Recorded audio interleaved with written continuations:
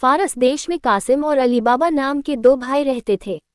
उन्हें पैतृक संपत्ति थोड़ी ही मिली थी, किंतु कासिम का विवाह एक धनी मानी व्यक्ति की पुत्री से हुआ था। उसे अपने ससुर के मरने पर उसकी बड़ी दुकान उत्तराधिकार में मिली और जमीन में गड़ा धन भी, इसलिए वह बड़ा समृद्ध व्यापारी बन गया। अली बाबा की पत्नी निर्धन व्यक्ति की पुत्री थी, इसलिए वह बेचारा गरीब ही रहा। वह अपने 3 गधे लेकर रोजाना जंगल में जाता और वहां लकड़ियां काटकर गधों पर लादकर शहर लाता और उन्हें बेचकर पेट पालता। एक दिन अली बाबा ने जंगल में जाकर लकड़ियां काटी और उन्हें गधों पर लादा। वह उन्हें हाँक कर नगर की आरे आने ही वाला था कि एक और उड़ती हुई धूल को देखकर ठिठक गया। कुछ देर में उसे उस धूल के अंदर से सवार आते हुए दिखाई दिए। वह उनको देखकर घबरा गया। वह समझ गया था कि यह लुटेरे हैं, मेरे पास कुछ नहीं है तो वे मुझे मारकर मेरे गधों ही को ले जाएंगे। वह सोचने लगा कि जल्दी से जंगल से निकल जाए, किंतु यह संभव न था क्योंकि सवार बड़ी तेजी से आ रहे थे। उसने अपने गधों को इधर उधर हाँक दिया और खुद एक घने पेड़ पर चढ़ गया, जहां से वह तो सब कुछ देख सकता था लेकिन उसे कोई नहीं देख सकता था। उस वृक्ष के पास एक बहुत ऊंचा पहाड़ था। सवार आकर उसी पहाड़ के पास उतर पड़े। अली बाबा को निश्चय हो गया कि यह डाकू हैं। उनके पास बड़े बड़े बोरे थे जिनमें परदेशी यात्रियों से लूटी हुई संपत्ति थी। अली बाबा ने गिनकर देखा तो वे संख्या में 40 थे। घोड़ों से उतरकर उन्होंने उनकी लगामें उतार दी और सोने चांदी से भरी बोरियां उतार लीं। फिर उनके सरदार ने पहाड़ की खड़ी चट्टान के पास जाकर कहा, खुल जा समसम। समसम अरबी में तिल को कहते हैं। सरदार के ये कहते ही खड़ी चट्टान में एक द्वार खुल गया। सरदार और उसके 39 साथी उस दरवाजे से होकर अंदर चले गए। उनके अंदर जाने पर वह द्वार बंद हो गया और चट्टान जैसी की तैसी लगने लगी। अली बाबा ने एक बार सोचा कि पेड़ से उतरे और सारी लगामें एक घोड़े पर लादकर उस पर चढ़कर भाग जाए ताकि वे उसका पीछा न कर सकें, किंतु डर था कि इस अवधि में वे निकल आए तो उसे मार ही डालेंगे। उसका सोचना ठीक था, क्योंकि थोड़ी ही देर में दरवाजा खुला और सारे लुटेरे बाहर आ गए। सबके बाद सरदार निकला और निकलकर बोला, बंद हो समसम। उसके ये कहते ही दरवाजा बंद हो गया और चट्टान पूर्ववत हो गई। इसके बाद इन लुटेरों ने अपने अपने घोड़ों पर जीने कसी और लगामें लगाईं और खाली बोरियां लेकर जिधर की ओर से आए थे उधर ही की ओर चले गए। स्पष्ट था कि वे दूसरी बार डाका मारने जा रहे थे। कुछ ही देर में वे नजरों से गायब हो गए और उनके घोड़ों की सुमों से उड़ी हुई धूल भी बैठ गई। उन लोगों के प्रस्थान के कुछ देर बाद अली बाबा पेड़ से उतरा। उस समय तक उसे विश्वास हो गया था कि लुटेरे जल्द वापस न आएंगे। वह चट्टान के पास गया और उसने चाहा कि इस बात की परीक्षा करे कि वह भी दरवाजे को खोल सकता है या नहीं। चुनांचे उसने जोर से कहा, खुल जा समसम। उसके ये कहते ही चट्टान में दरवाजा खुल गया। वह अंदर गया तो उसने देखा कि गुफा बहुत लंबी चौड़ी और साफ सुथरी है। उसे ये देखकर बड़ा ताज्जुब हुआ कि पहाड़ खोदकर कैसे इतनी लंबी चौड़ी जगह निकाली गई। गुफा का विस्तार तो बहुत था, किंतु उसकी छत आदमी की ऊंचाई से कुछ ही अधिक थी। किंतु इधर उधर पहाड़ के ढलान पर बने हुए सुराखों से उसमें ऐसी रोशनी आ रही थी कि सब कुछ दिखाई दे रहा था। अली बाबा ने देखा कि वह पूरी गुफा मूल्यवान वस्तुओं से भरी पड़ी है। हर प्रकार के माल की गठरियां वहां रखी दिखाई दी। कई जगह फर्श से लेकर छत तक बहुमूल्य वस्त्रों यथा कमख्वाब, चिकन, अतलस आदि के थान कायदे से रखे हुए थे। इसके अतिरिक्त बहुमूल्य मसालों और कपूर आदि की पेटियां थीं। गुफा के एक सिरे पर कई संदूक और कई घड़े अशरफियों, रुपयों आदि से भरे हुए रखे हुए थे। अली बाबा के सामने स्पष्ट हो गया कि यह सारी संपत्ति इन 40 लुटेरों ही की जमा की हुई नहीं है, बल्कि सैकड़ों वर्षों से इन लुटेरों के पूर्वज इसे उस गुफा में जमा करते आए हैं, क्योंकि जहां तक दृष्टि जाती थी वहां तक गुफा में मूल्यवान वस्तु रखी दिखाई देती थी।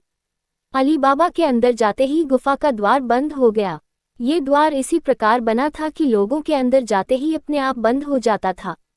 अली बाबा जितनी अशरफियों की थैलियां उठा सकता था उतनी उठा लाया और मंत्र द्वारा दरवाजा खुलवा कर उसने अपने गधों पर थैलियां ला दी और उन्हें छुपाने के लिए कुछ लकड़ियां रखी और फिर कहा, बंद हो जा समसम। उसके ये कहते ही गुफा का द्वार बंद हो गया। अली बाबा रोज की भांति गधे हाँकता हुआ अपने घर आ गया। घर के अंदर गधे लाकर उसने दरवाजा बंद किया और एक ओर लकड़ियां रख दी और दूसरी ओर अशरफियों की थैलियां। आज उसे लकड़ियों की चिंता नहीं थी। जब वह अशरफियों को अपनी स्त्री के पास ले गया तो वह बहुत घबराए।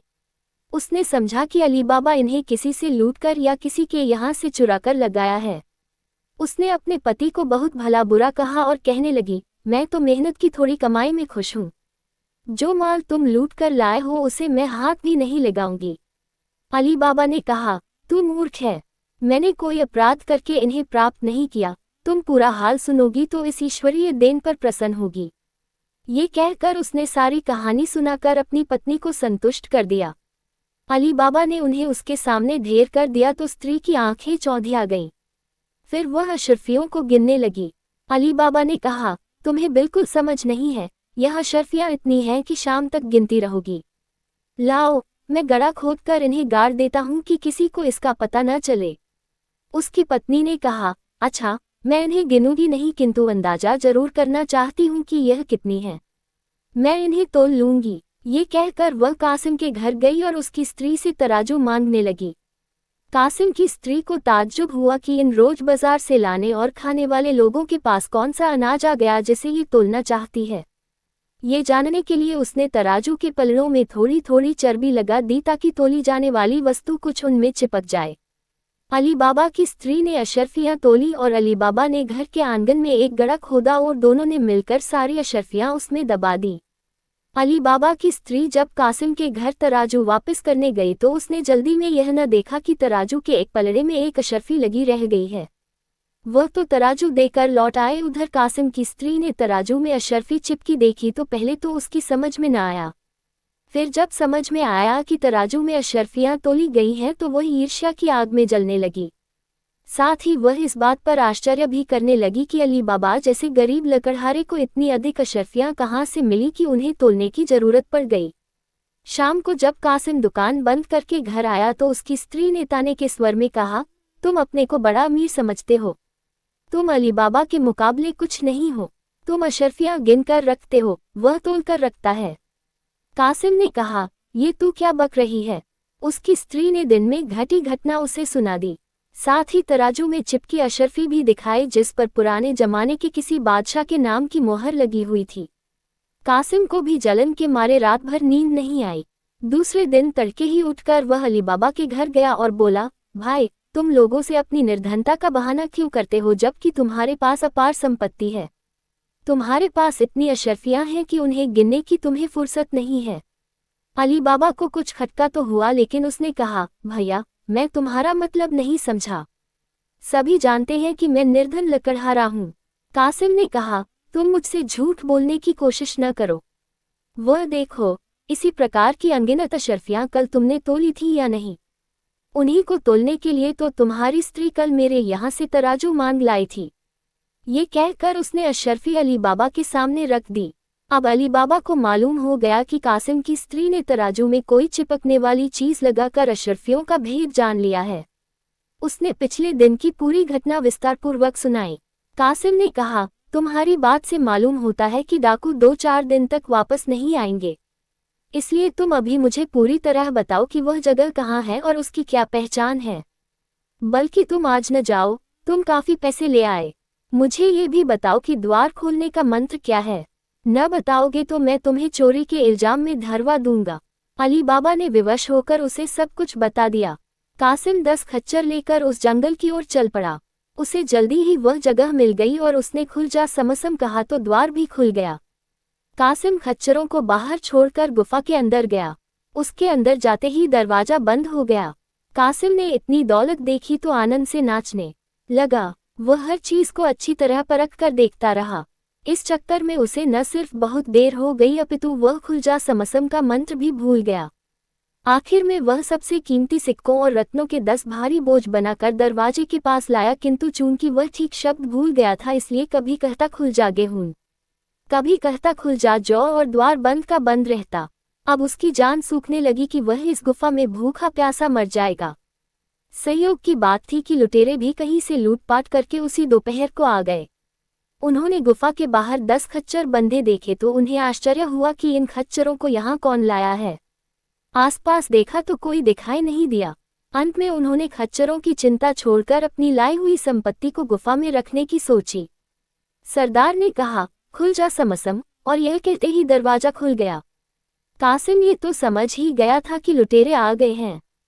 वह दरवाजा खुलते ही जान बचाने के लिए बाहर भागा, लेकिन डाकुओं ने उसे वहीं दबोच लिया। वे उसे घसीटकर गुफा के अंदर ले गए और उसे मारकर उसके शरीर के 4 टुकड़े कर दिए। वे लोग देर तक इस बात पर बहस करते रहे कि इस आदमी को इस गुफा का भेद कैसे मालूम हुआ और किसने इसे गुप्त द्वार खोलने की तरकीब बताई। देर तक बहस करने के बाद भी वे किसी नतीजे पर न पहुंचे। उन्होंने तय किया कि लाश को गुफा के अंदर ही सड़ने दिया जाए, क्योंकि बाहर फेंकने से यह खतरा था कि औरों की निगाह पड़ेगी। उन्होंने दरवाजे के पास ही इधर उधर लाश के टुकड़े फेंक दिए और लूट का माल रखकर जल्दी से बाहर आ गए। जल्दी और कासिम के द्वारा की हुई गड़बड़ से उन्हें यह न मालूम हुआ था कि अशरफियां कम हो गई हैं। वे बाहर आकर कासिम के खच्चर भी हाँक ले गए और आश्वस्त हो गए कि अब इनका भेद कोई नहीं जानता। इधर रात होने पर भी जब कासिम घर वापस नहीं लौटा तो उसकी स्त्री अली बाबा के घर आई। उसे ये तो मालूम नहीं था कि अली बाबा और कासिम में क्या बात हुई थी और अली बाबा ने उसे क्या बताया था। उसने अली बाबा से कहा, देवर जी, तुम्हारे भाई साहब दिन में 10 खच्चर लेकर न जाने कहाँ चले गए हैं। मुझसे कह गए कि 2-3 घंटों में वापस आ जाऊंगा। देर हुई तो मैंने दुकान में भी पूछवाया, वहां नौकरों ने बताया कि आज मालिक आए ही नहीं। अब रात हो गई है, अभी तक वह नहीं आए हैं। समझ में नहीं आता क्या करूं और किससे पूछूं, तुम ही कुछ पता लगाओ उनका। अली बाबा का माथा ठनका कि जंगल में कहीं कुछ गड़बड़ हो गई। प्रकट में उसने कहा, भाभी घबराओ नहीं, भैया होशियार आदमी है, कोई बच्चे नहीं हैं, किसी जरूरी काम से कहीं रह गए होंगे, सुबह तक आ ही जाएंगे। वैसे भी रात को कहाँ तलाश किया जाए, शहर का फाटक भी बंद हो गया होगा, इसलिए बाहर भी नहीं जाया जा सकता। कासिम की पत्नी विवश होकर घर लौट गई। वह रात भर अपने पति के लिए व्याकुल रही और चुपके चुपके रोती रही। उसे आवाज इसलिए दबानी पड़ी कि उसे पति के गायब हो जाने में किसी रहस्य का आभास हो गया था और वह ये नहीं चाहती थी कि इस बात का पता पड़ोसियों को चले।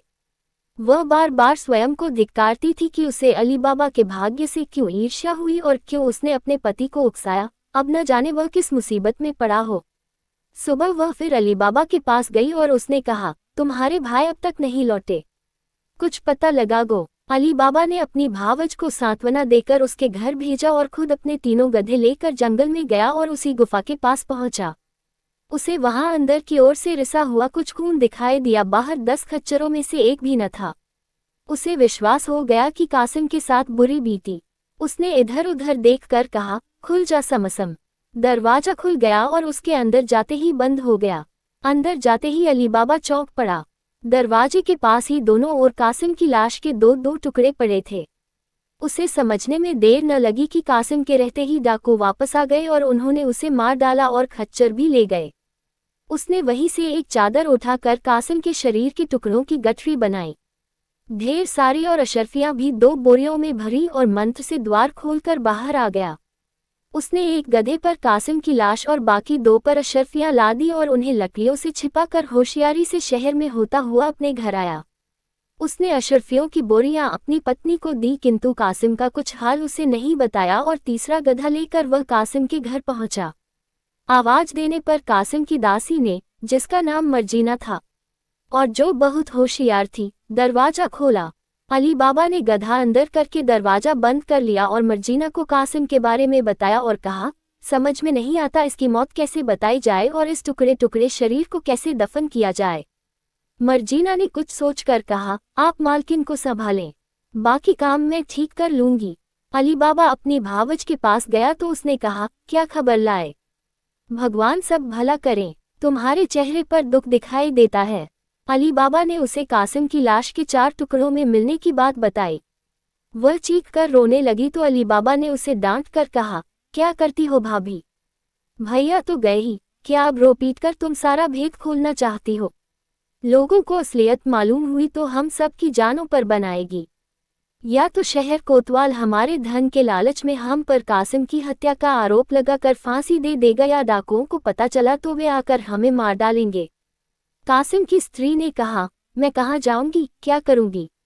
मेरा तो कोई लड़का भी नहीं जो दुकान संभाले। अली बाबा बोला, बाद में सब ठीक हो जाएगा, मैं तुमसे विवाह कर लूंगा। मेरी स्त्री सुशील है, वह तुमसे झगड़ा न करेगी। पहले भैया के दफन का प्रबंध तो कर लें। कासिम की स्त्री चुपचाप आंसू बहाने लगी। उधर मर्जीना पहले एक अता की दुकान पर गई और उसे मरनासन रोगी को दी जाने वाली दवा मांगी। अता ने पूछा कि ऐसा बीमार कौन है, तो उसने कहा कि मेरे मालिक की दशा बहुत खराब है। अता ने एक दवा दी और कहा कि इससे ठीक न हो तो फिर आना, मैं और प्रभावकारी औषधि दूंगा। मर्जीना दवा लेकर एक बूढ़े मोची के पास, जो दूर के एक मोहल्ले में रहता था, गई। मोची का नाम मुस्तफ़ा था। उसकी दुकान में अंधेरा सा था, लेकिन वह डटकर काम कर रहा था। मर्जीना बोली, बाबा मुस्तफ़ा, तुम तो बड़े होशियार आदमी मालूम होते हो, इतने अंधेरे में ऐसी नाजुक सिलाई कर रहे हो। मोची हंसकर बोला, लड़की, तू समझती क्या है, मैं तो इससे अधिक अंधेरे में तुझे काटकर दोबारा जोड़ दूं। मर्जीना ने पास आकर फुसफुसा कर कहा, बाबा, मुझे तुम मत काटो जोड़ो, लेकिन एक ऐसा ही काम है, दाम अच्छे मिलेंगे, लेकिन किसी को पता न चले। एक अशर्फी मिलेगी। अशर्फी के लालच में बूढ़ा तैयार हो गया। मर्जीना ने कहा, किंतु उस चौराहे के आगे मैं तुम्हारी आंखों पर पट्टी बांध दूंगी। बूढ़ा पहले इस पर तैयार नहीं हुआ, किंतु जब उसे मर्जीना ने एक अशर्फी और देने का वादा किया तो वह तैयार हो गया। उस समय तक अंधेरा हो गया था। चौराहे पर आकर मर्जीना ने उसकी आंखों पर पट्टी बांधी और गलियों गलियों उसे अपने घर तक लाई। बूढ़ा घाघ था, वह अपने कदम गिनता गया और मोड़ों का ध्यान रखता गया। घर ले जाकर उसने एक कोठरी में रखी कासिम की लाश उसे दिखाकर कहा, इन टुकड़ों को सीकर एक पूरा शरीर बनाना है। मुस्तफ़ा को और भेद जानकर क्या करना था, उसने घंटे 2 घंटे में टुकड़े सीकर पूरा शरीर बना दिया। मर्जीना ने उसे 2 के बजाय 3 अशर्फियां दी और कहा, मैं तुम्हें जिस तरह लाई थी उसी तरह वापस तुम्हारी दुकान के सामने वाले चौराहे पर पहुंचा दूंगी। यह अतिरिक्त अशर्फी इसलिए है कि तुम इस बात को गुप्त रखो। मुस्तफ़ा ने ये वादा कर लिया। मर्जीना रात ही में मुस्तफ़ा को उसकी दुकान के सामने वाले चौराहे पर उसकी आंखों में पट्टी बांधकर छोड़ आई। घर में उसने और अली बाबा ने मिलकर लाश को नहलाया और कफन में लपेट दिया। दूसरी सुबह मर्जीना फिर रोती हुई अता के पास गई और उससे कहा, जो दूसरी दवा तुम कहते थे वह दे दो, मालिक की हालत अब तब हो रही है, मालूम नहीं ये दवा भी वे ले सकेंगे या पहले ही दम तोड़ देंगे। अता ने दवा दे दी और मर्जीना चली गई। अता ने और लोगों को भी कासिम की हालत के बारे में बताया। कासिम मोहल्ले का प्रतिष्ठित व्यक्ति था, इसलिए कई आदमी उसके द्वार पर उसका हाल पूछने आ गए। कुछ ही देर में घर के अंदर से रोने पीटने की आवाजें आने लगी और 10-5 मिनट में अली बाबा आंसू पोंछते हुए आया। उसने लोगों को बताया कि कल सुबह ही कासिम को जानलेवा रोग हुआ और आज सुबह उसने दम तोड़ दिया। सब लोगों ने इस पर खेद प्रकट किया। मोहल्ले के और बहुत से लोग आए, मस्जिद के इमाम भी आ गए। लाश को मोहल्ले के कब्रिस्तान में ले जाकर दफन कर दिया गया। मस्जिद के इमाम ने जनाजे की नमाज पढ़ी और इस तरह कासिम की बीमारी से स्वाभाविक मृत्यु की बात मोहल्ले में मशहूर हो गई। अली बाबा ने 40 दिन तक घर में बैठकर अपने भाई के लिए रस्म के अनुसार शोक किया। चहल्लुम के बाद वह अपने बड़े भाई के घर में, जो स्वभावतः ही काफी लंबा और चौड़ा था, आ गया और उसकी पत्नी और एकमात्र पुत्र वहीं रहने लगे। मातम की मुद्दत खत्म होने के बाद अली बाबा ने अपनी विधवा भावज के साथ निकाह कर लिया था। अली बाबा का पुत्र, जो किसी व्यापारी के साथ व्यापार का काम सीख चुका था, कासिम की दुकान को संभालने लगा और अली बाबा घर में आराम से रहने लगा। उधर 2-4 दिन बाद लुटेरे फिर गुफा में आए तो उन्हें ये देखकर घोर आश्चर्य हुआ कि जिस आदमी को मारा गया था उसकी लाश के टुकड़े गायब हैं। इसके साथ ही उन्होंने ये भी देखा कि अशर्फियों के ढेर में से 4-5 बोरी अशर्फियां भी गायब हो गई हैं। डाकुओं ने सोचा कि यह तो बहुत बुरी बात हुई। मृत मनुष्य के अलावा भी कोई आदमी ऐसा है जो गुफा के भेद को और उसे खोलने की तरकीब को जानता है। वह मृतक के शरीर के टुकड़े भी उठा ले गया है और धन को भी। स्पष्ट है कि वह मृतक का कोई संबंधी होगा, लेकिन जब मृतक ही का पता नहीं तो संबंधी का पता कैसे चले। सरदार ने कहा, भाइयों, हाथ पर हाथ धरकर बैठने से काम नहीं चलेगा। जो आदमी हमारा भेद जानता है वह हमारे और हमारे पुरखों के जमा किए धन को लूट ले जाएगा। हम में से कोई यहाँ रह भी नहीं सकता, क्योंकि हमने अपने निवास स्थान से दूर संग्रह स्थान बनाया है। यहाँ किसी के रहने से हमारा भेद खुल जाएगा। तुम लोगों में से जो सबसे होशियार हो वह शहर में जाकर मोहल्ले मोहल्ले घूम घूम कर पता लगाए और होशियारी से काम करे। अभी सिर्फ ये जानने की जरूरत है कि कौन आदमी टुकड़े टुकड़े करके मारा गया है और दफन हुआ है। बाकी काम बाद में देखा जाएगा। जो ये पता लगाएगा वह लूट के माल में अपने हिस्से के अलावा भारी इनाम पाएगा, किंतु ये भी शर्त है कि असफलता की स्थिति में उसे प्राणदंड दिया जाएगा। एक डाकू ने इस काम का बीड़ा उठाया। वह शहर में आकर कई मोहल्लों में टोल लेता फिरा, किंतु उसे कुछ पता न चला। संयोग से वह मुस्तफा मोची के पास जा निकला। उसने कहा, बाबा, तुम इस उम्र में भी अंधेरी जगह में ऐसी होशियारी से काम करते हो। बूढ़ा तारीफ सुनकर फूल गया। प्रतिज्ञा भूल कर बोला, अरे ये काम क्या है? कुछ दिन पहले मैंने इससे भी अंधेरे में एक लाश के 4 टुकड़ों को सीकर एक पूरा शरीर बनाया था। डाकू ने बनावटी ताज्जुब से कहा, कटे आदमी को तुमने क्यों सिया? मुस्तफा ने कहा, भाई, मैंने तुम्हें गलती से वह बात बताई है। मैंने उस बात को गुप्त रखने का वादा किया था। अब मैं इस बारे में तुमसे कोई बात नहीं करूंगा, बल्कि तुमसे कोई बात भी नहीं करूंगा। डाकू ने उसके हाथ पर एक अशर्फी रखी और कहा, मैं इस बात को बिल्कुल नहीं पूछूंगा।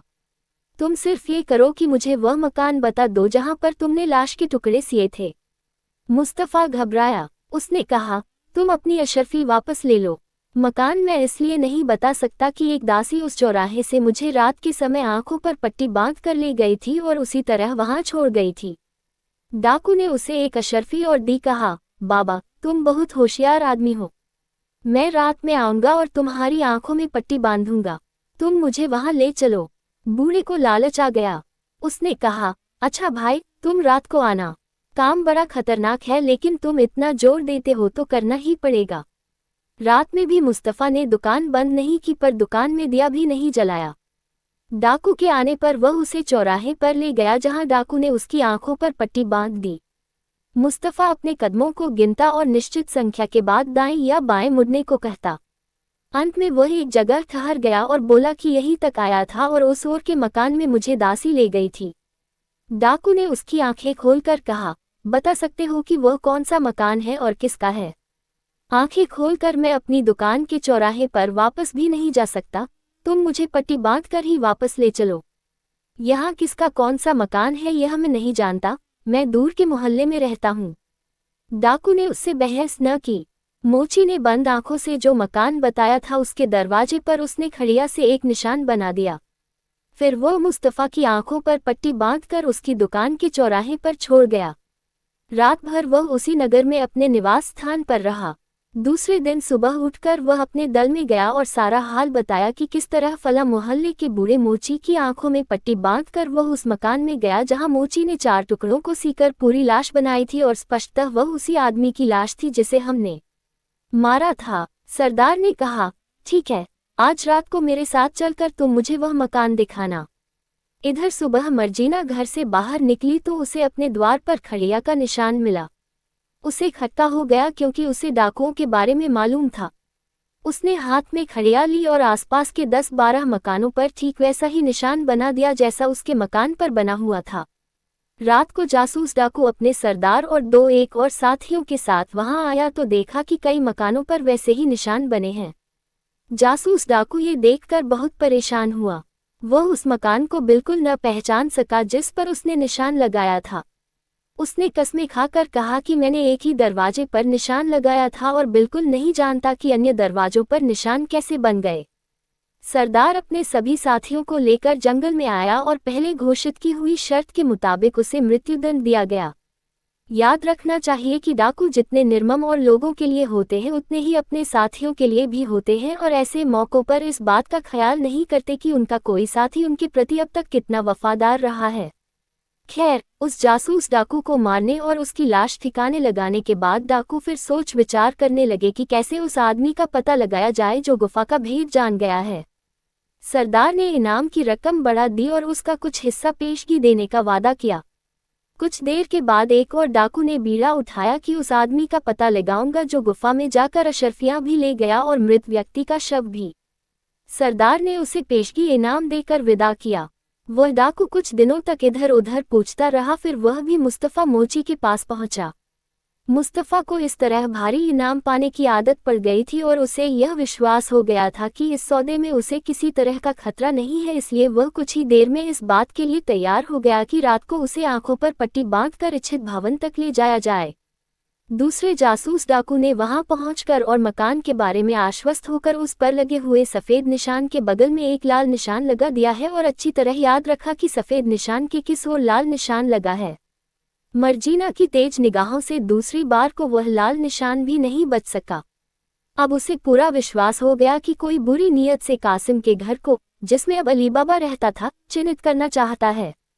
उसने सुबह ही सुबह पड़ोस के सारे मकानों में सफेद निशानों की बगल में वैसे ही छोटे लाल निशान बना दिए।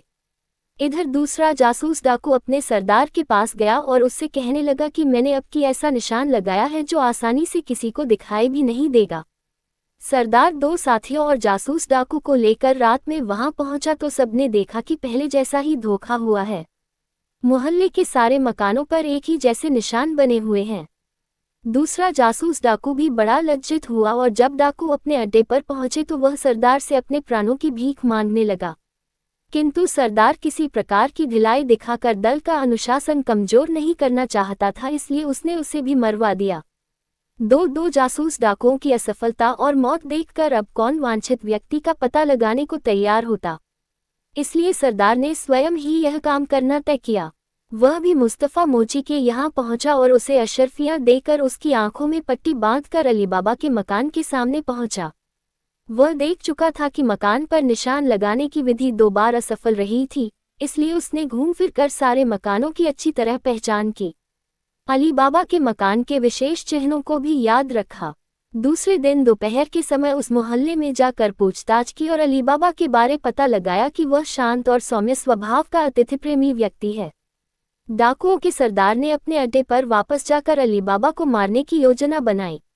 वह ये काम चुपचाप करना चाहता था। उसने अपने आदमियों को भेजकर 38 बड़े बड़े तेल के कुप्पे, जिनमें एक आदमी सिकुड़कर आसानी से बैठ सकता था, तथा 19 खच्चर मंगाए।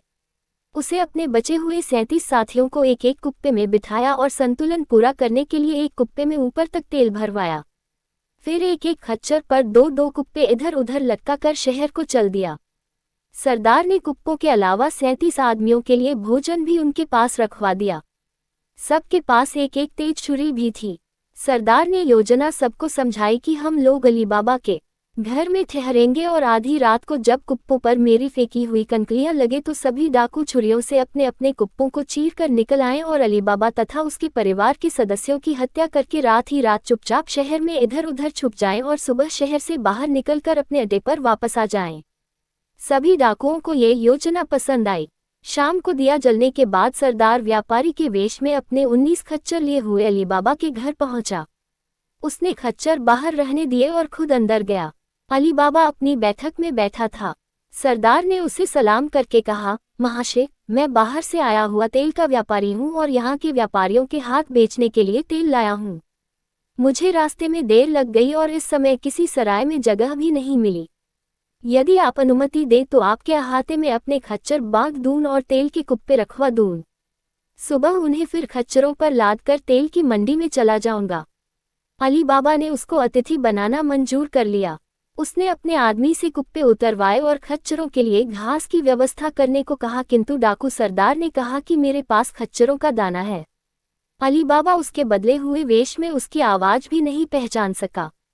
उसने कहा, आप मेरे साथ भोजन करें और आपके लिए बाहर की ओर एक कमरा खाली कर दिया है, उसमें सोएं। इसे अपना ही घर समझें। उसने मर्जीना से कहा कि मेहमान के लिए अच्छा भोजन पकाओ। साथ ही उसने आज्ञा दी, कल सुबह मैं हम्माम में स्नान करना चाहता हूँ, इसलिए मेरे नौकर अब्दुल्ला को मेरे नए कपड़ों का एक जोड़ा निकाल कर दे देना। साथ ही स्नान के पूर्व मैं पौष्टिक यखनी मांस रस पीना चाहता हूँ, वह भी रात ही में चढ़ा देना ताकि सुबह तक भली भांति तैयार हो जाए। मर्जीना ने कहा, ये सारी बातें हो जाएंगी। डाकू सरदार और अली बाबा भोजन करके अपने अपने कमरों में जाकर लेटे और सो गए। डाकू ने सोचा था कि एक नींद ले लूं, क्योंकि आधी रात के बाद तो रात भर जागना ही था। इधर मर्जीना ने अली बाबा के लिए कपड़े निकालकर अब्दुल्ला को दिए। फिर वह यखनी चढ़ाने की तैयारी करने लगी। संयोग से उसी समय रसोई के दिए का तेल खत्म हो गया। घर में जलाने का तेल भी नहीं था। वह परेशान हुई तो अब्दुल्ला ने कहा, रोती क्यों है?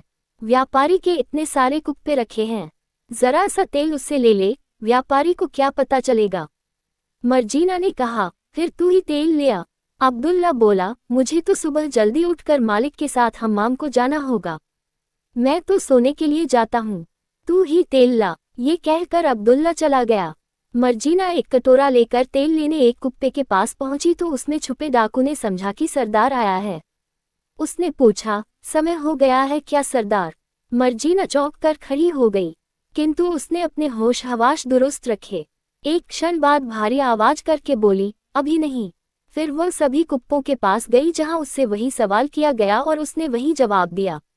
सिर्फ एक कुप्पे में उसे ऊपर तक भरा हुआ तेल मिला। उसने जल्दी से तेल लेकर यखनी चढ़ाई, फिर बड़ी भट्टी में आग जलाकर उस पर घर की सबसे बड़ी देग रखी। फिर कई बार जाकर उसने कुप्पे का सारा तेल देग में डाल दिया।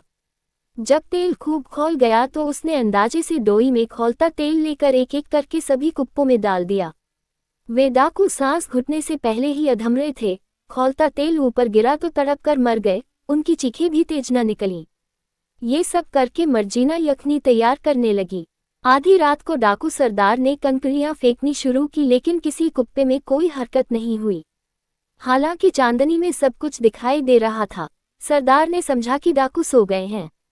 वह झुंझलाता हुआ उठा। खामोशी से दरवाजा खोलकर वह हाथे के अंदर गया और कुप्पे में ठोकर मारकर डाकू को जगाना चाहा। फिर भी कोई हरकत न हुई तो उसने कुप्पे में झांक कर देखा। उसे तेल और जले हुए मांस की गंध आई। उसने कुप्पे का मुंह खोला तो अंदर जला और मरा हुआ साथी निकला। फिर वह दूसरे कुप्पों के पास गया। सभी में उसने ये हाल देखा कि डाकू जले और मरे पड़े हैं। उसने ये भी देखा कि तेल का कुप्पा खाली पड़ा है। वह समझ गया कि किसी ने उसी के तेल से उसके साथियों को मार डाला है। वह अपने भाग्य को कोसने लगा। कहाँ तो वह ये सोचकर आया था कि अली बाबा को मारकर अपना कोष सुरक्षित करे, यहाँ ये हो गया कि उसका पूरा दल ही खत्म हो गया। डाकू सरदार थोड़ी देर के लिए जड़वत होकर सिर पर हाथ धरे बैठा रहा। फिर उसने स्वयं को व्यवस्थित किया। उसके लिए अपनी जान बचाना जरूरी था। दल तो धीरे धीरे फिर बन जाता। वह दरवाजे को खोलकर नहीं जा सकता था क्योंकि उसमें ताला लगा हुआ था। इसलिए वह दीवार पर चढ़ा और बाहर सड़क पर कूद गया और भागता हुआ दूर जाकर कहीं छुप रहा। मर्जीना ने उसे अपने कमरे से निकलते, कुप्पों के पास जाते और फिर दीवार पर चढ़कर बाहर छलांग मारते देखा। उसने सोचा कि डाकुओं का दल तो समाप्त हुआ, लेकिन उनका सरदार बच रहा है। वह अकेला क्या कर लेगा? अकेला डाका भी नहीं डाल सकता। कम से कम उस रात को तो वह कुछ कर ही नहीं सकता था। इसलिए मर्जीना यखनी के नीचे की आंच निकालकर अपनी कोठरी में जाकर सो गई। अली बाबा अंधेरे में उठकर अब्दुल्ला को लेकर हम्माम चला गया। 2-3 घंटे के बाद लौटा तो देखा कि हाथे में खच्चर वैसे ही बंधे हैं और तेल के कुप्पे वैसे ही रखे हैं। उसने मर्जीना से कहा, क्या वह तेल का व्यापारी अभी सोकर नहीं उठा? उसे तो इस समय तक बाजार में होना चाहिए था। मर्जीना ने कहा, मालिक, भगवान आपकी लंबी उम्र करें। वह व्यापारी भाग गया। आप नाश्ता कीजिए, फिर मैं आपको सारा हाल बताऊंगी। इसीलिए मैंने एकांत कर लिया है। पहले आप उन कुप्पों में झांक कर देख आइए। अली बाबा हैरान हो गया। उसने एक कुप्पे में झांक कर देखा तो मरा आदमी दिखाई दिया। वह भागकर फिर मर्जीना के पास आकर बोला कि जल्दी बता कि क्या बात है। मर्जीना ने कहा कि आप इत्मीनान से बैठिए, मैं आपको पूरा हाल बताऊंगी। आपकी जान को कल रात बड़ा भारी खतरा पैदा हो गया था, किंतु ईश्वर की कृपा से वह खतरा टल गया है। फिर मर्जीना बोली, 29 कुप्पों में से सिर्फ एक में तेल था और बाकी में डाकू छुपे थे। वह व्यापारी उनका सरदार था। मुझे पिछले 4-5 दिनों से शक था कि कोई व्यक्ति आपका अनिष्ट करना चाहता है। मैं सजग भी हो गई और अपनी समझ के अनुसार सावधानी भी बरती, जो भगवान की दया से सफल हुई। एक दिन मैंने घर के दरवाजे पर सफ़ेद खड़िया का निशान देखा। मैं समझ गई कि कोई व्यक्ति बुरी नीयत से आपका मकान पहचानना चाहता है। इसलिए मैंने वैसे ही खड़िया के निशान मोहल्ले के सारे दरवाजों पर बना दिए, जिससे आपके घर की पहचान खत्म हो जाए। 2-3 दिन बाद मैंने देखा कि सफ़ेद निशान के पास एक छोटा सा लाल निशान बना है। मुझे विश्वास हो गया कि आपके किसी दुश्मन की यह कार्रवाई है। आपका शहर में कोई दुश्मन हो ही नहीं सकता। इसलिए मैंने सोचा कि यह गुफा वाले डाकू ही हैं जो आपके पीछे पड़े हैं। मैंने मोहल्ले के सारे घरों के दरवाजों पर सफ़ेद निशानों के पास वैसे ही लाल निशान बना दिए। इस प्रकार एक बार फिर उन लोगों की योजना असफल हो गई। मैंने आपसे उस समय इसलिए कुछ नहीं कहा कि आप मेरा विश्वास तो करते नहीं, बेकार और लोगों में बात फैलती और यह भी संभव था कि डाकुओं को आपका घर मालूम हो जाता। किंतु मेरी चुप्पी के बावजूद डाकुओं ने किसी तरह आपके घर का पता लगा लिया और सरदार आपने 37 साथियों को तेल के कुप्पों में बंद कर एक तेल के कुप्पे के साथ यहाँ लाया था। मालूम होता है कि जासूसी असफल होने पर उसने अपने 2 साथियों को मार डाला, वरना वह 20 खच्चर लाता और उन पर अपने 39 साथी लाता। मुझे उस व्यापारी की असलियत का जिस तरह पता चला वह भी ईश्वर की कृपा ही समझिए। जब आपने यखनी बनाने को कहा तो पहले मैंने आपके संदूक के कपड़ों का जोड़ा आपके लिए निकालकर अब्दुल्ला को दिया। उसी समय रसोई का दिया तेल की कमी से बुझने लगा। अब्दुल्ला ने सुझाव दिया कि व्यापारी के कुप्पों से थोड़ा तेल ले ले। वह खुद सोने चला गया क्योंकि आज उसे आपके साथ हम्माम जाना था। मैं कटोरा लेकर तेल लेने गई तो एक कुप्पे में से छुपे हुए डाकू ने पूछा कि क्या समय आ गया है। मैं समझ गई कि यह डाकू आपको मारने आए हैं। मैंने उत्तर दिया कि अभी नहीं आया। इसी तरह मैंने 37 कुप्पों के अंदर से वही प्रश्न सुना और वही उत्तर दिया। आखिरी कुप्पे का तेल मैं धीरे धीरे रसाई में ले आए और बड़ी देग भट्टी पर चढ़ाकर उसमें वह तेल डालकर गर्म किया। जब तेल उबलने लगा तो एक डोई में तेल भर भर कर उन सभी कुप्पों में डाल आई। आधी रात को मैंने देखा कि जिस कमरे में व्यापारी ठहरा है उसमें से कंकड़ियां आकर कुप्पों में लग रही हैं। मैं समझ गई कि यह डाकुओं को बाहर निकलकर हम सभी को मार देने का इशारा है। मैं देखती रही। फिर मैंने देखा कि वह व्यापारी बना हुआ डाकू सरदार नीचे आया और अपने साथियों को मुर्दा पाकर थोड़ी देर तक सिर पकड़े बैठा रहा। उसके बाद बाहरी दीवार पर चढ़ा और सड़क की ओर कूद गया। मैंने सड़क पर उसके भागने की आवाज भी सुनी। इस प्रकार जब मैंने खतरा टला देखा तो जाकर सो गई। अली बाबा कुछ देर तो हक्का बक्का देखता रहा, फिर बोला, मर्जीना, तू कहने को दासी है लेकिन काम तूने कुटुंबियों से बढ़कर किया है। मेरी समझ में नहीं आता कि तुझे क्या इनाम दूं।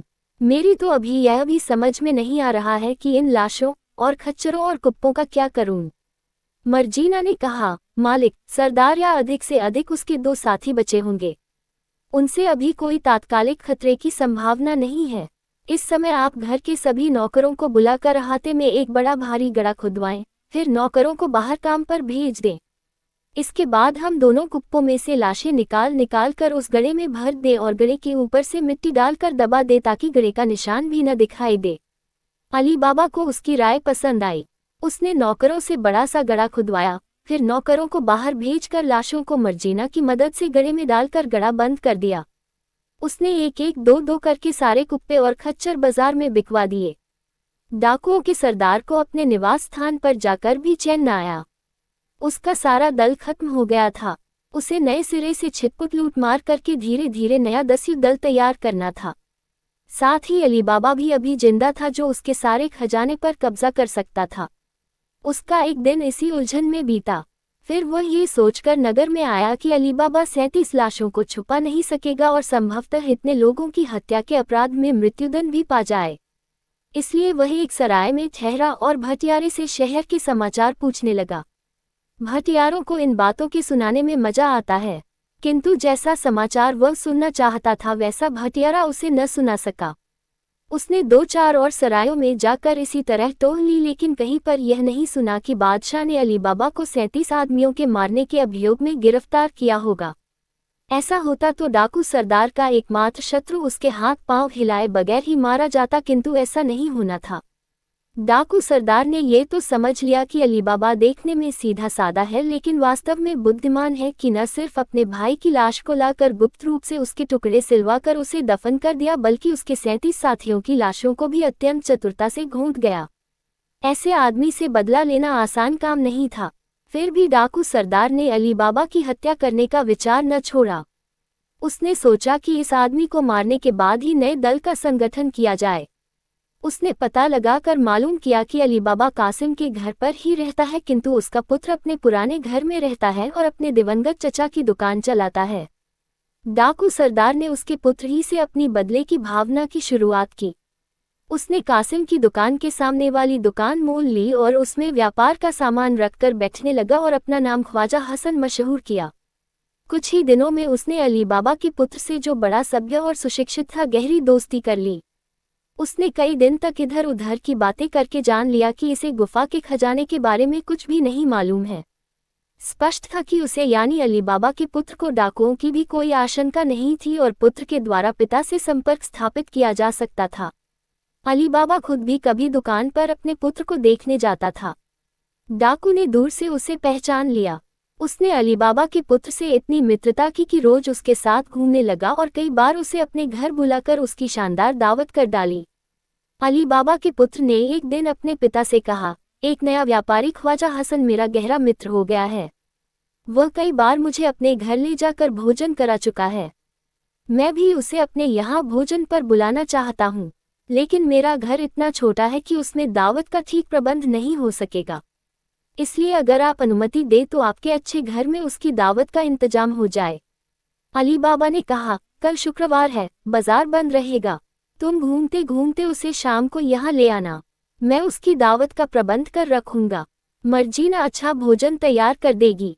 दूसरे दिन शाम को अली बाबा का पुत्र और डाकू सरदार टहलते टहलते अली बाबा के मकान पर आए। डाकू को पहले ही इसका आभास हो गया था और वह अली बाबा की हत्या की तैयारी करके आया था। जब अली बाबा के पुत्र ने कहा कि यह मेरे पिता का मकान है तो दिखाने के लिए डाकू ने कहा, रहने दीजिए। क्यों बुजुर्ग आदमी के आराम में हम लोग दखल दें? मेरे जाने से उन्हें कष्ट होगा।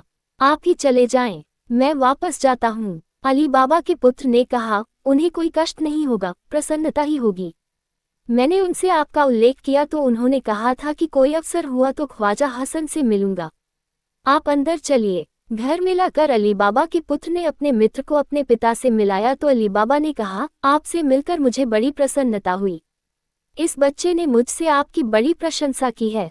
मालूम हुआ है कि इसे जितना प्यार मैं करता हूँ उससे अधिक आप करते हैं। डाकू सरदार ने कहा, यह इतने सभ्य और सुशील हैं कि इन्हें कौन प्यार न करेगा। इनकी नौजवानी ही है लेकिन इनकी बुद्धिमानी, व्यवहार कुशलता और गंभीरता अधिकतर वयस्कों से भी अधिक है। क्यों न हो, ये पुत्र तो आप ही जैसे सज्जन के हैं।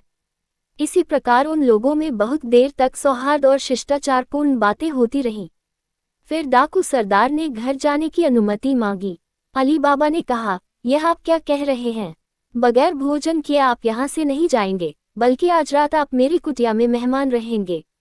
मैं जानता हूँ कि यहाँ आपको अपने घर जैसा आराम न मिलेगा, न हमारे घर का रूखा सूखा भोजन आपके योग्य होगा। फिर भी मेरी प्रसन्नता के लिए आप मेरा अनुरोध स्वीकार करें। डाकू ने कहा, ऐसी बातें करके आप मुझे लज्जित कर रहे हैं। आपके यहाँ किस चीज़ की कमी है? लेकिन मेरी कुछ मजबूरी है। मैं अपने घर के अलावा और कहीं नहीं खाता। कारण यह है कि मुझे ऐसा रोग है जिसमें नमक बिल्कुल नहीं खाया जा सकता। अली बाबा ने कहा, यह क्या मुश्किल है? मैं अभी आपके लिए बगैर नमक के भोजन का प्रबंध कराए देता हम। उसने अंदर आकर मर्जीना से कहा, हमारा मेहमान एक रोग के कारण नमक नहीं खाता। उसके लिए जो कुछ बनाओ बगैर नमक का हो। मर्जीना अली बाबा से तो कुछ न बोली किंतु बैठक के पर्दे के पीछे छुपकर देखने लगी कि यह कौन आदमी है जो नमक नहीं खाता और इतना बड़ा रोग लेकर भी यहाँ पैदल आया है। गौर से देखा तो पहचान गई कि यह वही दुष्ट डाकू सरदार है जो कुछ महीने पहले तेल का व्यापारी बनकर हमारे यहाँ ठहरा था। जब वह खाना परोसने के लिए आई तो उसने देखा कि डाकू अपने कपड़ों में पैनी छुरी छुपाए है। वह समझ गई कि यह नमक इसलिए नहीं खा रहा कि जिसका नमक खाया जाता है उसे अपने हाथ से मारना जघन्य नैतिक अपराध होता है। पिछली बार तो उसके साथ ही हत्या करते, इसलिए उस बार उसने नमक से परहेज नहीं किया था। मर्जीना ने तय कर लिया कि यह अली बाबा को मारे इससे पहले मैं ही उसे मार दूं। जब अली बाबा, उसका पुत्र और डाकू सरदार भोजन कर चुके तो अब्दुल्ला और मर्जीना ने वहां के बर्तन उठाकर एक तिपाई रखी जिस पर सुगंधित मदिरा की सुराही और 3 प्याले रखे थे। उन दोनों ने ऐसा प्रकट किया कि अब वे खाना खाएंगे। डाकू सरदार इसी बात की प्रतीक्षा कर रहा था कि नौकर खाना खाने जाए तो अली बाबा का काम तमाम कर दूं और उसे छुरी के एक ही वार से खत्म करके बाग की दीवार फांद कर निकल जाऊं और यदि अली बाबा का कोमल सा पुत्र प्रतिरोध करे तो उसे भी मार दूं। मर्जीना की निगाहें बड़ी तेज थीं। वह डाकू के आंखों के भाव से समझ गई कि उसका इरादा क्या है। उसने अब्दुल्ला से कहा कि तुम दफ अच्छा बजाते हो, मालिक के मेहमान के आगे भी अपना कमाल दिखाओ। खाना तो हम लोग बाद में भी खा लेंगे। अब्दुल्ला इस बात पर राजी हो गया। 2-4 मिनट ही में वे दोनों मुख्य कक्ष में आ गए। अब्दुल्ला वाद्य वादकों के कपड़े पहने था और उसके हाथ में दफ था। मर्जीना ने नृत्यांगना की पोशाक पहनी, सिर पर रेशमी पगड़ी रखी और कमर में सुनहरा पटका बांधा जिसमें छुरी खुनसी हुई थी। मुख्य कक्ष में आकर उसने अली बाबा से अनुमति मांगी कि मेहमान का नृत्य से मनोरंजन उसे करने दिया जाए। अली बाबा ने खुशी से अनुमति दे दी। डाकू सरदार ने भी मजबूरी में सहमति प्रकट की, क्योंकि इनकार करके वह अपने भेद के खुलने का खतरा मोल लेता। मर्जीना ने तरह तरह के नाच दिखाए। अब्दुल्ला भी कलाकार था, उसने मस्त होकर दफ बजाया। नृत्य वाद्य वादन से खुश होकर अली बाबा और उसके पुत्र ने दोनों को एक एक अशरफी इनाम में दी। डाकू सरदार ने भी दोनों को एक एक अशरफी का इनाम दिया। मर्जीना डाकू की नज़रों से समझ गई कि अब वह नाच गाना बंद करने का आदेश देने ही वाला है। उसने तय किया कि इसी समय यदि डाकू की हत्या न की गई तो वह मालिक और उसके पुत्र की हत्या कर देगा, और अभी तक मर्जीना ने जो कुछ किया था सब मिट्टी में मिल जाएगा। मर्जीना ने कहा, सरकार, अब मैं आप लोगों को अपना सर्वश्रेष्ठ और अंतिम नृत्य दिखाऊंगी। ये छुरी का नाच कहलाता है और इस देश में मेरे अलावा और कोई इसे नहीं जानता। आप लोग इसे देखकर अति प्रसन्न होंगे। ये कहकर मर्जीना ने कमर से छुरी खींच ली। ये छुरी अत्यंत पैनी थी और मोमबत्तियों के प्रकाश में खूब चमचमा रही थी। फिर उसने तेज नाच शुरू कर दिया। छुरी को उसने बड़ी तेजी से घुमाते हुए ऐसा दिखाया कि वह अपने हृदय में छुरी घुसेड़ना चाहती है। फिर यही उसने अब्दुल्ला के साथ किया। फिर 5-6 बार नाचते नाचते ये किया कि कभी अपने हृदय तक छुरी की नोक ले जाती, कभी अब्दुल्ला के हृदय तक। इस नाच से मेजबान और मेहमान सभी आनंदित हुए। फिर मर्जीना नाचते नाचते अली बाबा के पास गई और उसके हृदय के ऊपर उसने छुरी की नोक छुआई। 2 बार अली बाबा के साथ यह खेल दिखाने के बाद उसने 2 बार यही उसके पुत्र के साथ किया। फिर वह नाचते नाचते डाकू के पास गई। वह निश्चल बैठा रहा जैसा अली बाबा और उसके पुत्र ने किया था, लेकिन इस बार मर्जीना ने पूरी ताकत से वार किया और पूरी छुरी उसके हृदय में उतार दी। डाकू सरदार एक क्षण तक तड़पने के बाद ठंडा हो गया। अली बाबा सदमे से बाहर हुआ तो चीखा, अभागिनी, तूने मेरे अतिथि को मार डाला और मेरे सिर पर मित्रघात का कलंक लगा दिया। तुझे इसका दंड दिया जाएगा। मर्जीना ने कहा, जो दंड का भागी था उसे दंड मिल गया। आपके भगवान ने रक्षा की। यह आपका मित्र नहीं परम शत्रु है। आप 2 बार देखकर इस डाकू सरदार को नहीं पहचान सके और आज इसके हाथ से मारे जाते। मुझे इसके नमक न खाने से संदेह हुआ और मैंने देख लिया कि यह अपने कपड़ों में क्या छुपाए हैं। ये देखिए। ये कहकर उसने डाकू का वस्त्र हटाकर छुपी हुई छुरी को दिखाया। उसने कहा कि जो काम ये तेल का व्यापारी बनकर न कर सका था वह ख्वाजा हसन बनकर करना चाहता था। आज यह आपकी हत्या किए बगैर न जाता। अली बाबा ने उठकर मर्जीना को गले लगा लिया और बोला, तूने कई बार मेरी जान बचाई। मैं तुझे इस एहसान का पूरा बदला तो नहीं दे सकूंगा, फिर भी जो कर सकता हूँ वह करूंगा। मैं तुझे इसी क्षण दासत्व से मुक्त करता हूँ। मैं तुझे अपनी पुत्रवधू बनाना चाहता हूँ। ये कहकर उसने अपने पुत्र से पूछा कि तुम्हें ये प्रस्ताव स्वीकार है या नहीं। उसने तुरंत ही यह प्रस्ताव स्वीकार कर लिया और 2-4 दिन में मर्जीना से उसका विवाह हो गया। फिर चारों ने मिलकर डाकू सरदार की लाश को होशियारी से मकान के अंदर इस तरह गाड़ा कि उसका पता किसी को न चले। अब्दुल्ला को भी भारी इनाम मिला। मर्जीना के साथ अली बाबा के पुत्र का विवाह बड़ी धूमधाम से हुआ और कई दिनों तक नाच रंग होते रहे। कुछ दिनों बाद अली बाबा ने अपने पुत्र को डाकुओं के छुपे हुए खजाने का हाल विस्तारपूर्वक बताया। वह उसे वहां ले भी गया और गुफा के द्वार खोलकर भी दिखाया। कई दिनों तक वे दोनों पता लगाते रहे कि कोई डाकू बचा है या नहीं। जब कई दिन तक किसी घोड़े की टापों के निशान न देखे और खजाने में भी कोई घटत बढ़त न देखी तो दोनों कई दिनों में थोड़ा थोड़ा खजाना छुपाकर अपने घर में लाते रहे और गुफा को खाली कर दिया। फिर उन दोनों ही ने नहीं, उनकी कई पीढ़ियों ने सुख से जीवन व्यतीत किया।